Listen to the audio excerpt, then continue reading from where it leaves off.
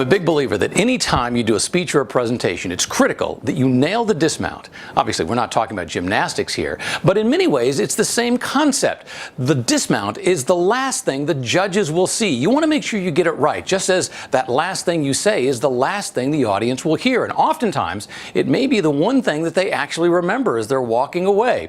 Memory researchers have studied this thing they call the peak end effect. They say that people's memories, probably not a big shock, aren't that great.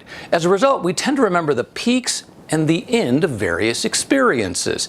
Now think about it, you're giving a long presentation. Now hopefully you'll have a number of peaks, or at least a few when you go through that presentation, and we'll talk about that in another video. But you reach that point when you're at the end, it's really important that it be well planned out, well thought out. Maybe it's a summary of what you've said, maybe it's a specific point, maybe it's just a good catch line. Whatever it may be, you want to make sure that it's well planned out and that you arrive at it with purpose. I spent a lot of years working in television news, and I used to joke that when you see a bad reporter doing what we call the live shot, meaning they were live out in the field, and suddenly they began to ramble, it's because they didn't know where they were going. They didn't know what the end point of their story was.